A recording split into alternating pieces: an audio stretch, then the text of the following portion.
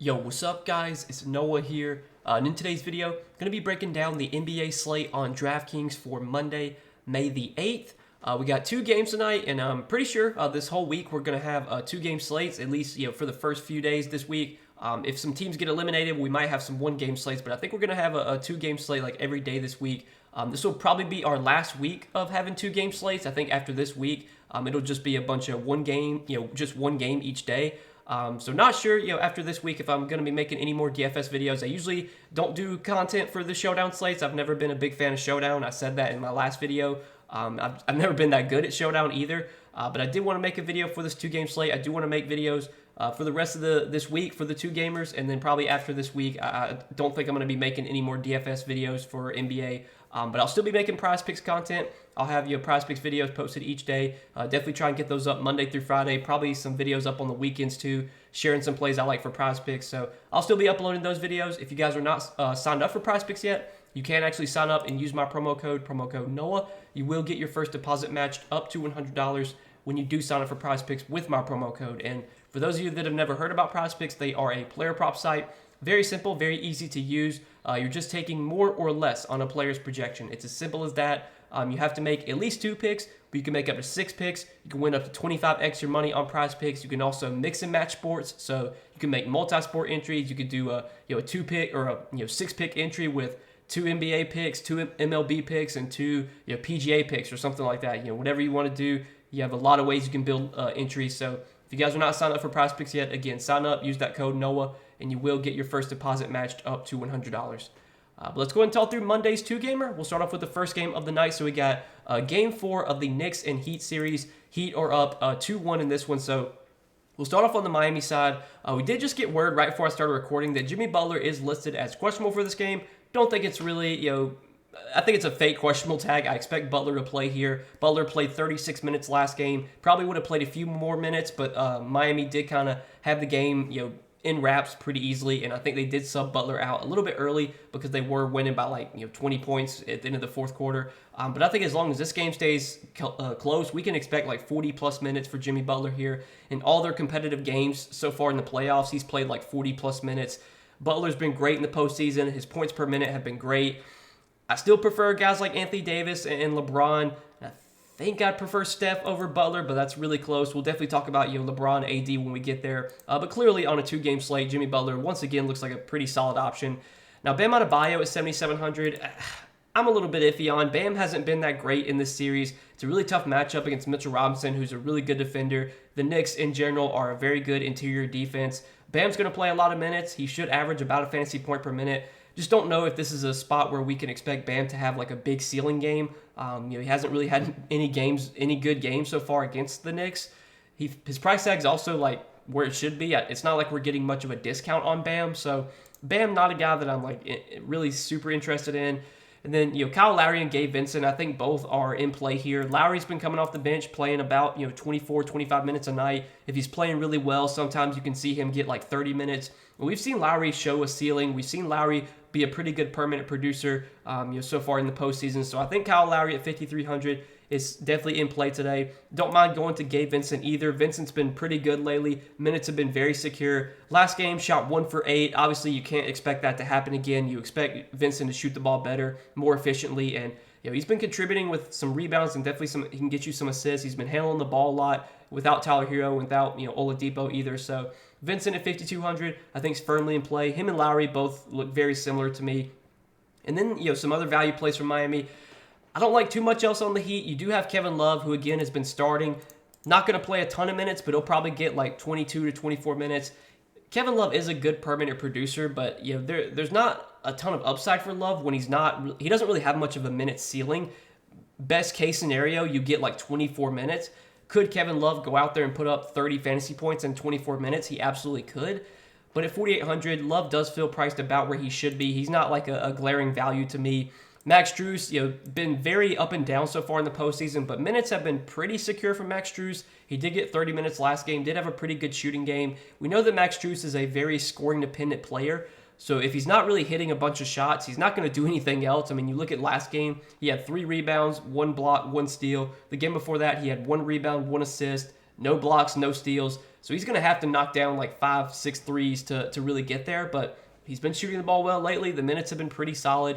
At 4,600, I don't mind going to Strus here for value. I've said it so many times on these playoff slates. It's just really hard to find good value. So, yeah, Strus is definitely in play. And then Caleb Martin coming off the bench, probably going to play like mid to high 20s minutes. He's 4,500. He's a fine value play as well. I have no issues going to Martin here. Between him and Strus, I think it's really close. Maybe I would lean Strus there, but I think both guys project pretty similarly.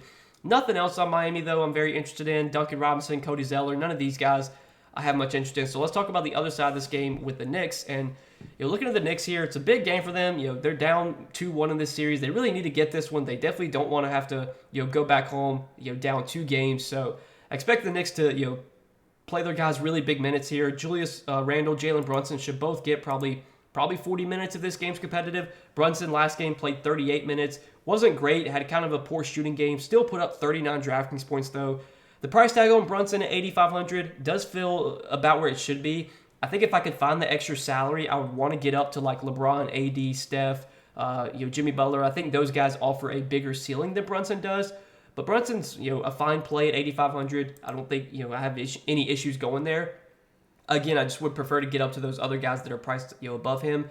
And then Julius Randle at 8K was really disappointing last game. I took his over fantasy points on Prize Picks last slate. I was super frustrated just watching that game. Randle just did not play that well. He was very passive. He took 15 shots, but he shot really inefficiently. 0 for 5 from 3.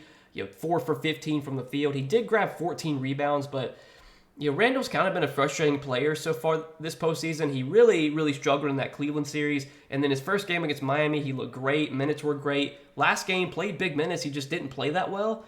You would think Randall probably bounces back here and has a better game. At 8K, with him being closely priced to Brunson, I would rather go to Brunson. I think Brunson just projects better. But Randall at 8K is a fine option as well. RJ Barrett is 6,800. I'll pass on. Minutes got cut last game for him. He only played 25 minutes. His price tag at 6,800 is just too high for my liking, especially now that Randall and Brunson are both healthy. And then Josh Hart is the guy that I do have some interest in. Josh Hart's been playing a ton ever since he got inserted into the starting lineup. He's been playing like high 30s, low 40s minutes, got up to 38 minutes last game. We know that Josh Hart is a guy that can do everything when he's on the floor. He can score, he can grab a ton of rebounds, he can get some assists. He can also get defensive stats. So he has a kind of a big ceiling. If he contributes in all categories like he can, in game, what was that, game 3 or 2 of this series, he nearly had a triple-double. So I think Hart at 6,300, even with his price rising, he still looks like a pretty good play. And then the rest of the Knicks, Mitchell Robinson, last game got into some massive foul trouble, only played 14 minutes. We can't expect that to happen again. Minutes have not been great for Mitchell Robinson the last 2 games, but we did see him have a really big game in game 1, played 34 minutes. I think if Mitchell Robinson is playing well, if he's crashing the glass, if he's avoiding foul trouble, he does have a path to 33, 34, 35 minutes. There's definitely some downside, though. The minutes have gone down the last few games. He has dealt with fouls the last few games. But in GPPs, the upside is there when the minutes are there. So I don't mind taking a shot on Robinson in GPPs. I think he's a fine play. The rest of the Knicks, though, like Quickly, Grimes, Toppin, none of these guys really stand out. The Knicks are going to play their main guys really big minutes, so it's just hard for these bench guys to get much upside. Quickly did get injured last game. He's doubtful for this one. I don't know if that really impacts anything. Like maybe you see more minutes for Quentin Grimes. So I think Quentin Grimes with Quickly doubtful is a fine play at 4,200, but we've just seen, when Randall's healthy, when Brunson's healthy, when everyone's healthy, Grimes just doesn't really have that big of a ceiling. A lot of Grimes' best games came like towards the end of the season when Randall was out, when Brunson was out. So I'm not like super interested in Quentin Grimes, but I think his minutes are pretty secure without Quickly. I don't even know if there's going to be someone that goes, maybe they give like Miles McBride some minutes, but if anything, they could just run an 8-man rotation here, without Quickly. So if you want to go to Grimes, I think he'd be the first guy I would look to off the Knicks bench if I was going to play any one of the bench guys. But that's really it for the Knicks. Nothing else looks that great here. So let's talk about the next game, the Warriors and the Lakers. Game 4 of this series. Lakers are up 2-1. We'll start off on the Lakers side. You got LeBron coming in at 9,700. You got AD coming in at 10,200. I've said it like every game so far in the playoffs. LeBron and AD I think project very closely most games, but so far, it's been AD that has shown the much higher ceiling than LeBron. We have seen somewhat of a lower floor on AD. Like, there's definitely been games like Game 2 of this series. He was really bad. 31 DK points, but he has definitely shown much more upside. He's had a few games, I think, over 60 fantasy points. He's had one game over 70 so far in the playoffs. If you look at AD so far in the postseason, he has been like a boom. Like he'll have a good game, then a bad game. It's been like it's a weird trend. You look at game 1 against Memphis, 61, then he had 38, 65, and then 40, 63, and then 46, 75, and then 31, and then last game 59. So if the trend continues here, this is going to be a bad game for AD, but I don't know if we can really look too much into that trend. But for some reason, so far this postseason, when AD has a big game, he follows that up with a bad game, and then he'll bounce back with a big game after a bad game. He had a big game last game, was pretty good in fairly limited minutes. Didn't get much run in the fourth quarter because it was a blowout, but still played 33 minutes. As long as this game's close, I know there's been a lot of blowouts lately so far in the playoffs, but as long as this game's close, we're probably getting like 40 minutes from Anthony Davis. At 10,200, I think he's probably the best pay-up option on the slate. I do prefer him over LeBron, and that's not saying like you can't play LeBron here, but if you look at the postseason so far, like LeBron has not like he's been pretty passive. He's letting his other guys go to work, which is good. At this point in his career, you don't really want LeBron having to play like 45 minutes and taking 35 shots. He doesn't really have to do that for the Lakers to win games, which is good. That's good to see. So I'm fine with LeBron. I think he's in play, but I would rather go to AD just straight up between the two. And then the rest of the Lakers, Russell and Reeves, I think are both fine here. Russell's been playing pretty well lately. Had a big game last game. Came out really hot. Like he was. I think he had like 13 points in like the first 4 minutes of the game. He was lighting it up, to start off the game. Played 29 minutes. Obviously lost some minutes last game because of the blowout. We've seen Russell be pretty good in their home games so far in the postseason. If you want to look into that, Russell does seem like one of these guys that kind of benefits playing off the home crowd. And if you look at their home games so far in the playoffs, 34, and then he had a bad game, 23, but then 30 or 44, and then 34 last game. At 6,400, I think Russell is a fine play here. And then Austin Reeves, we have seen Reeves' minutes get cut a little bit lately. Only played 25 minutes in game 2, got 30 minutes last game. The production's gone down for Reeves the last few games, but I still think most nights he's going to play like mid-30s minutes. Most nights he's going to give you like 25, 30 Draftkings points, which at his price tag is fine. I don't think Reeves is like a glaring option, but I think he's a fine play. And then talking about some of the value options from the Lakers. So Jared Vanderbilt, going to start, probably going to play like 15 to 20 minutes. Doesn't really offer much upside. In order for him to have a good game, he's going to have to get some defensive stats. He's going to have to knock down some threes, maybe grab some rebounds. His path to upside is just not that high. He's only going to be out there really for defense. So it's hard to have a ton of interest in Vanderbilt. But some of the bench guys I do have some interest in. Dennis Schroeder has played pretty good minutes so far in the series. Game 1 played 31 minutes. That was a competitive game. Game 2 was a blowout. Only played 19 minutes. Got subbed out early. Last game, also a blowout. Only played 20 minutes. Got subbed out early last game. I think if this game's competitive, we're going to see Dennis Schroeder play like 25, 26, 27 minutes. And Schroeder has been a solid permanent producer since he's been with the Lakers. They like him out there for defense. He's been guarding Steph a lot. So of all the like cheap options on this slate, I think Dennis Schroeder is my favorite of all the punt values.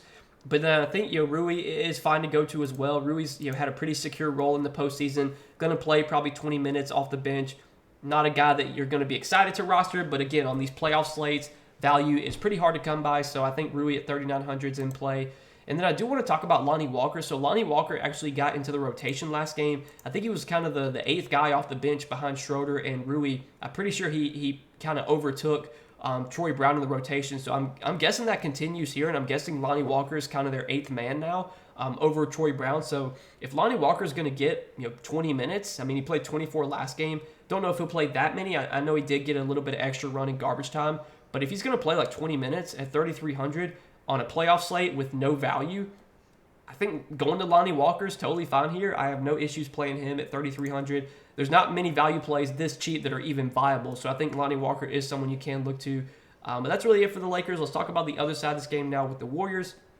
If we're Golden State here, Steph Curry at 9,600. Pretty solid play once again. I mean, Curry so far in the series has not been great. The Lakers have done a really good job kind of keeping Curry from just going off. I mean, he had that 50-point game against Sacramento in Game 7 of that series. But since he's faced the Lakers, I mean, 41 DK points, 46, 37. Now, sure, some of the last 2 games have been blowouts, so Curry's lost some minutes. But We've seen a much higher ceiling from Anthony Davis. You've even seen a higher ceiling from Jimmy Butler so far in the postseason, a consistent ceiling, I should say. Not saying Steph can't have a big game, because obviously in Game 7 against Sacramento, I mean, he put up 74 Draftkings points. Like, we know that's on the table for Steph, but in terms of consistency, you've seen more consistency from like Jimmy Butler, even from LeBron, from Anthony Davis. I still think Steph is in play here, but I don't think he's my favorite pay-up option on this slate. I think I do prefer the Lakers guys. I think it's pretty close between him and Jimmy. I might lean Jimmy over Steph, but that's definitely a close one. And then the rest of the Warriors, I mean, Klay Thompson, Andrew Wiggins, Draymond Green, these guys all look very similar to me. They're all going to play high 30s minutes if this game's competitive. Thompson's the most expensive at 7K. He's not a guy that offers like, his ceiling is high because he's such a good shooter, but man, he's not really going to get many rebounds. He's not going to get many assists. In order for him to have a big game, he's going to have to score like 40 real-life points. I mean, in Game 2, he scored 30 real-life points and only had 38 DraftKings points. Like, you need him to score like 40 actual points to put up a big ceiling at his price tag, which obviously Klay can always do. But at 7K, he's not my favorite Warriors guy. Wiggins, I think, just been consistent in the playoffs. He's been rock solid. He's going to play mid to high 30s minutes. He's going to average around a fantasy point per minute. Wiggins can give you more peripherals, so he can get rebounds. He can get some assists. Not going to score as much as a guy like Klay. Not going to take as many shots as a guy like Klay. But I think Wiggins at 6,500 is fine to go to here. He definitely had his best game of the series last game. Maybe he can keep that going into this one. I'm fine with Wiggins. And then Draymond was in massive foul trouble last game. Had 5 fouls in 23 minutes. I would expect Draymond to obviously bounce back here. Hopefully he avoids foul trouble. If he avoids foul trouble, there's definitely some upside for Draymond. We saw in Game 1 he did play 34 minutes. I think most nights, if the game's competitive, he's playing like 35, 36 minutes. And the price tag on Draymond did come down to 6K after his disappointing game last game. So I do like Draymond quite a bit at 6K. He's probably like my favorite of all the Warriors once you factor in price tag. I definitely think he's the most underpriced. And then the rest of the Warriors, Kevon Looney, now that he's coming off the bench, just really hard to get excited about. Last game played just 16 minutes. The game before that played 12 minutes. I know the price tag has dropped a ton on Looney, but it just doesn't seem like they really want to play him a ton right now. They're fine playing small ball with Draymond at the 5. So Looney, kind of a tough guy to go to right now. And then Jordan Poole, I mean, his minutes have just kind of been all over the place. Played 30 in Game 1, but then 16 in Game 2, and then last game got 22 minutes. He did play a few extra minutes in the blowout, but man, Poole's just been a tough guy to really predict so far in the postseason. He's really been up and down. The minutes have been very inconsistent. We know that Jordan Poole does have a big ceiling when he's knocking down shots, and we saw that in Game 1. At 5K, I don't mind taking a shot on Poole here, but I think he is kind of a risky option. I don't think the minutes are guaranteed by any means. I could definitely see him playing just 20 minutes. He could still have a good game in 20 minutes, but it's obviously not like a slam dunk value by any means. And then the bench guys for Golden State, I just don't have a ton of interest in. DiVincenzo at 3,600 is okay. Not much of a ceiling on DiVincenzo, but he'll probably play like low 20s minutes. He's fine at 3,600, but I think I'd rather go to like Dennis Schroeder. I think I'd rather go to like Lonnie Walker too. JaMychal Green started the last 2 games. Hasn't really resulted though in many minutes. He's played just 13 and 11 minutes. So even with JaMychal Green starting, not much interest there. The rest of the Warriors, I mean, Moses Moody, Gary Payton, these guys I don't have too much interest in. Moody has been seeing pretty consistent minutes lately, but again, like, his upside is just so minimal playing with Steph and Wiggins and Klay and Draymond. It's just, Moody is just not going to be very aggressive offensively. He's not going to take many shots. He's going to have to be super efficient in order to really get there. He's 3,300, so it's a playable option, but not a guy that I have a ton of interest in. And then Gary Payton, his minutes have been way down lately. Last game got 13 minutes, and a lot of those minutes came in garbage time, so I'm not super interested in Gary Payton. And not really, any other Warriors are in play for me. So that'll do it for the Warriors, and that'll do it for this little 2-game slate for Monday night. I hope you guys enjoyed this video. Again, I appreciate you watching. Make sure you hit that like button down below if you guys did enjoy. Hit that subscribe button if you have not yet, and be sure to go check out PrizePicks, a sponsor of the video. You guys can sign up for PrizePicks. You can use my promo code NOAH. When you do sign up, you will get your first deposit matched up to $100 when you sign up for PrizePicks with my promo code. Be sure to check them out if you have not yet. But that's all I got for this slate, guys. Wish you the best of luck tonight. Hope you guys all win some money. Hopefully you enjoyed this video, and we'll see you in the next one. Peace.